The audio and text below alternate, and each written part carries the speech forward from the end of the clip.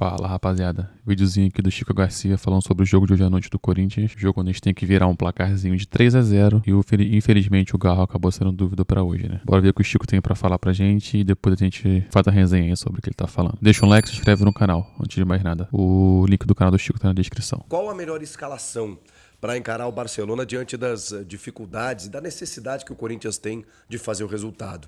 As finais do Campeonato Paulista foram definidas, a gente vai falar de datas, horários e da logística também, porque tem uma data FIFA no meio, uma loucura. Chega mais, eu sou o Chico Garcia, inscreva-se no canal e vamos juntos.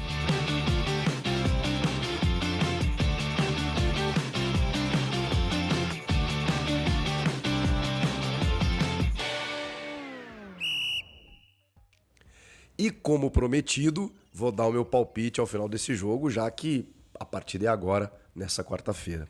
Rapaziada, vamos lá, vamos tratar das informações do Timão. O Rodrigo Garro se tornou a principal dúvida do técnico Ramon Dias para essa partida tão importante, né, diante do Barcelona de Guayaquil. Ele treinou apenas na parte interna do CT nessa terça-feira, não foi a campo. Ele ainda se queixa de dores no joelho, ele tem uma espécie de tendinite no joelho, tem um outro nome, acho que é tendinopatia patelar, né? Mas enfim, eu não quero até me equivocar aqui, mas enfim, é uma espécie de tendinite que não gera uma lesão, mas gera um desconforto, gera muitas dores. O Pedro Ramiro, repórter muito parceiro, que era da Rádio Bandeirantes, está na TV Record agora, gravou um conteúdo na rede social dele, chamando atenção para o fato de que nos bastidores da vitória sobre o Santos, o Garro ele apareceu no vestiário com um curativo no joelho, que é aquele curativo da infiltração, da agulha que entra no joelho, que os jogadores fazem para sentir menos dor ou para não sentir dor, né? Para dar aquela aliviada e o cara poder jogar, né? Poder atuar sem problema nenhum. É uma dificuldade, né? Que atletas com lesões crônicas ou com alguma dificuldade têm que passar. Então, não dá pra gente saber se essa ausência dele na atividade dessa terça-feira foi apenas uma preservação, na medida em que ele tá ok pro jogo, mas quanto menos desgaste, melhor, ou se realmente isso implicaria na ausência dele na partida, o que seria muito ruim, né? Nós estamos falando aí do principal jogador do Corinthians em termos de dinâmica, assistência, finalização, envolvimento ali com o ataque, né? O cara que influencia demais no jogo. E assim, tem uma final para ser disputada no domingo. Então, será que eles não estão trabalhando também pensando nesses dois jogos? Depois tem uma data FIFA que para e o Garro não foi convocado. Então ele teria esse período aí de uns 10 dias até jogar. Pô, rapaziada, o Corinthians não pode poupar o Garro pra domingo, sendo que quarta-feira, no caso hoje, é o jogo mais importante da temporada, né? Imagina você sem o seu principal articulador, sem o seu cara depois do Memphis, né? Com mais lucidez em campo, não jogar é algo bem, bem complicado. Eu acho que se tiver condições, até que seja um pouquinho no sacrifício, tem que botar o Garro, pô.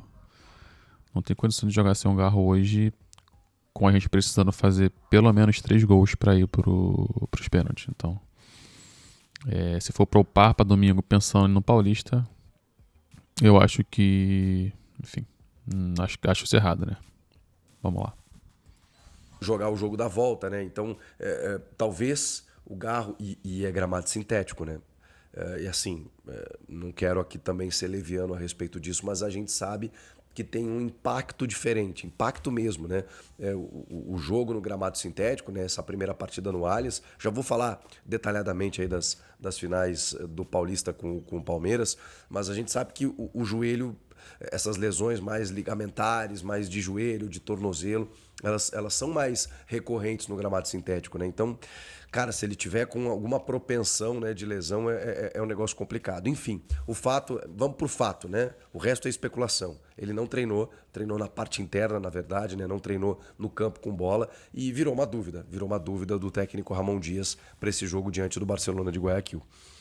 Diante disso, tem alguns outros desfalques, na verdade, além do Garro, o Igor Coronado, né? Que é justamente o cara que poderia fazer a função do Garro.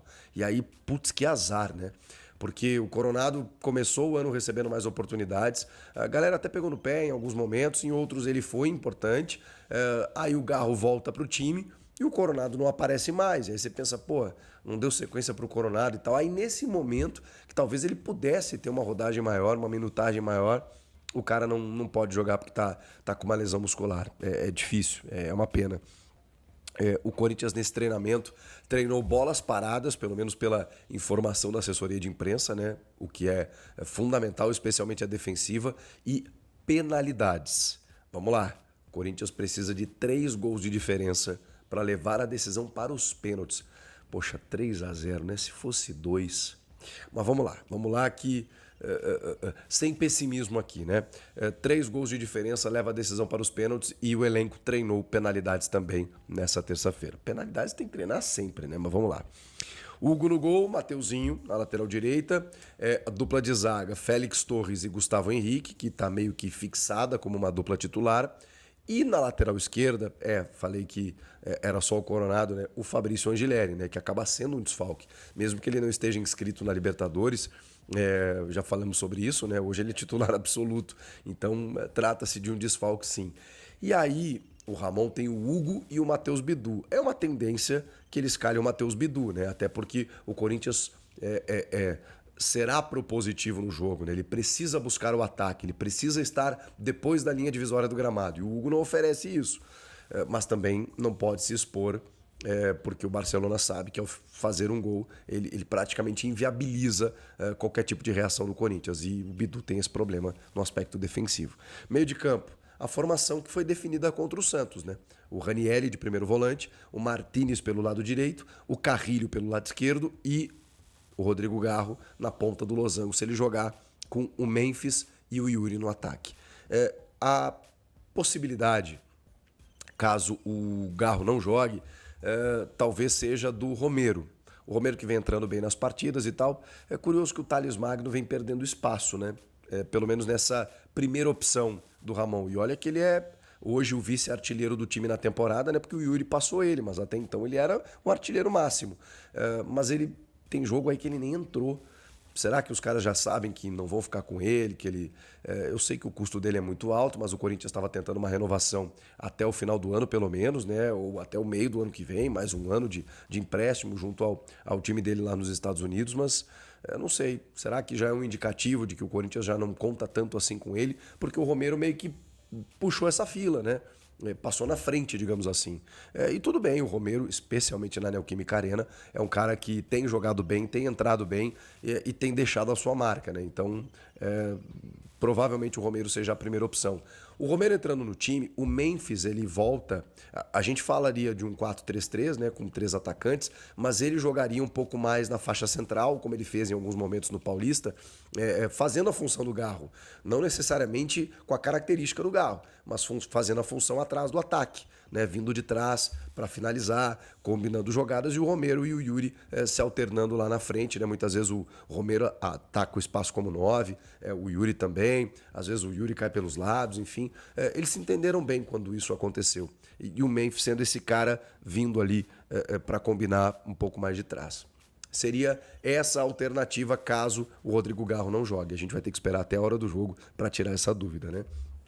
Gente, as finais do Paulistão estão definidas com os jogos agora, nesse domingo, dia 16 de março, 6h35 da tarde, no Allianz Parque, o jogo de ida. E aí, pausa para uma data FIFA e o jogo da volta será no dia 27 de março, 11 dias depois, né? Na Neoquímica Arena, às 9h35 da noite. 9h35 da noite de uma quinta-feira, a grandiosa decisão do Paulistão 2025. Um Corinthians e Palmeiras para ninguém botar defeito. Mas que tarde, né? Caramba, estaremos aqui na nossa live pós-jogo, adentrando a madrugada, dependendo do que acontecer, né? Vamos ver se o Corinthians confirma o título ou se o Palmeiras confirma o tetracampeonato. Vai ser demais. Esse primeiro jogo, o Palmeiras joga em casa e depois o Corinthians tem a primazia de decidir na sua casa lá na Neoquímica Arena. Essas finais, elas terão uma novidade. A arbitragem ainda não foi definida, né, para os 2 jogos. E a gente já começa a se preocupar, né? Porque a arbitragem no Campeonato Paulista ela deixou a desejar em vários aspectos. Vocês viram o que aconteceu na semifinal entre Palmeiras e São Paulo. Com o VAR também tendo muitas dificuldades, não sabendo a hora que entra, uma interpretação equivocada. Os árbitros em campo também, o próprio Matheus Candançan, que é um dos cotados, né, para expulsar o Zé Ivaldo, ele precisou do recurso do VAR naquela entrada do Yuri. No campo ele não interpretou como lance para vermelho. É muito preocupante o momento da arbitragem brasileira e a paulista é dita como referência, né? Então aí eu me preocupo mesmo. Mas tem uma novidade. Será o primeiro jogo do Brasil a testar o impedimento semiautomático, que é aquele recurso tecnológico já utilizado na Champions, em jogos da FIFA, nas principais ligas do mundo, que é realmente absolutamente fantástico. Aquele ali não tem dúvida, né? Porque em muitas, na La Liga, por exemplo, eu lembro de um lance recente que pegou a ponta da chuteira, assim, do calcanhar, e o cara estava impedido por isso. É isso, né? Você tem esse recurso milimétrico, mas muito mais fácil de identificar. E não essas linhas tortas, grossas, de paintbrush, de uma tecnologia muito amadora que a gente utiliza ainda no VAR no Campeonato Brasileiro. Tomara que sirva como exemplo e referência para que a gente utilize esse recurso daqui para frente em todas as competições. Vai ser uma novidade, então, e a gente vai ficar na expectativa. Eu acho que não tem muito como fugir do Rafael Claus no segundo jogo, e no primeiro eu confesso que eu tenho dúvidas, porque o Flávio Rodrigues de Souza é um dos principais, e ele já se queimou totalmente pelo que aconteceu na semi. O Matheus Candançan é possível que apite o primeiro jogo e o Claus o segundo. Eu imagino que seja assim, se não, será a Edna Batista ou a Daiane Muniz, que também são 2 árbitras muito bem cotadas. Mais alguém que eu estou esquecendo? O Flávio acabou se dando mal aí nesse aspecto.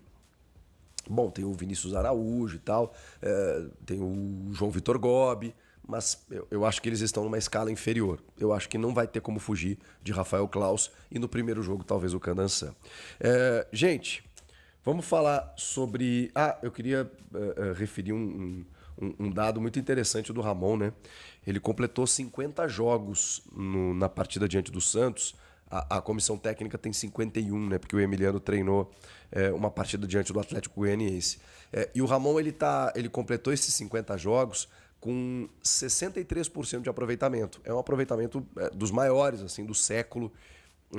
Com esse número de jogos, né, entre os técnicos do Corinthians, né, tá muito próximo ali de Carille, Tite, o Carille quando foi campeão brasileiro.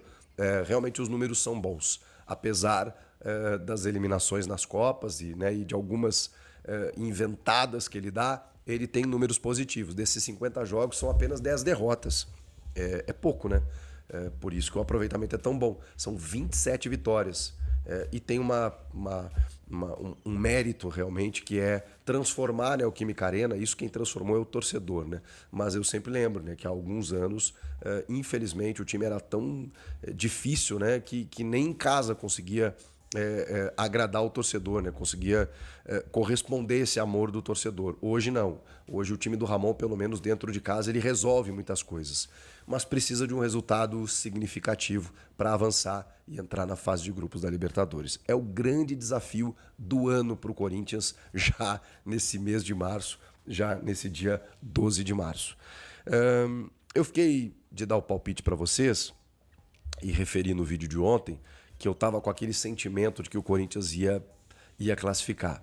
É apenas um feeling, é apenas um sentimento, é apenas talvez até uma esperança de que isso aconteça, porque estaríamos diante de uma das grandes reviravoltas do torneio, de uma epopeia fantástica que será lembrada por muito tempo, caso o Corinthians entre na fase de grupos dessa maneira. Porque para ele entrar agora, ele vai precisar fazer uma remontada como poucas vezes se viu. Já vimos isso muito acontecer no futebol. Na Libertadores, o Corinthians não tem esse histórico, mas, cara, não dá para duvidar, né? Essa torcida consegue fazer coisas inimagináveis, consegue empurrar o time de uma maneira absurda e um gol cedo, uma expulsão do adversário, não sei. O jogo ele pode ter muitos cenários diferentes, né? Que ditem esse ritmo. Então, a gente vai ter que esperar o que vai acontecer lá dentro do campo, mas eu vou dar um palpite aqui. Dificilmente o Corinthians não vai tomar um gol, tá? Então, eu ainda acredito que o Corinthians tome um gol. Poxa, mas aí acabou, né? Eu não sei em que momento esse gol vai acontecer. Mas eu tô apostando num 4-1. 4-1. E claro, com o Corinthians passando nos pênaltis, com o Hugo Souza brilhando e o Corinthians avançando para a fase de grupos. Gente, se isso acontecer, rapaz, olha, vai ser incrível. Aí estaríamos diante de um fato histórico. E aí, se isso acontecer, você que tá meio na dúvida, eu quero que você colhe na live comigo depois do jogo. Eu vou fazer a live de qualquer maneira. Mas se isso acontecer, irmão, aí você chama geral. Chama geral. Rapaziada, eu tô com o Chico nessa. Eu acho que dificilmente o time não vai tomar um gol. Porque, além dos erros defensivos que nós já temos, a gente vai ter que se expor muito, muito nessa partida. Então acho que eu tô com o Chico 4-1 e a gente passando nos pênaltis. Mas vai ser complicado. O ideal seria se fosse um 4-0, né? Mas dificilmente a gente realmente não vai tomar um gol. O time do Barcelona contra-ataca bem demais, é bem rápido. E, enfim, o Andilleri vai fazer muita falta na lateral esquerda. Acho que indo com o Bidu ou com o Hugo cai muito a nossa qualidade. Mas acho que quem vai jogar é o Bidu mesmo. E o Mateuzinho, ele não passa muita confiança ainda pra gente. Mas tô confiante que a gente vai passar essa noite. Quero saber o que você acha. Comenta aqui na caixinha abaixo se você acha que a gente vai passar nos pênaltis ou a gente vai passar no tempo normal. Espero que você tenha gostado. Valeu, tamo junto. Deixa o like, se inscreve no canal e até a próxima.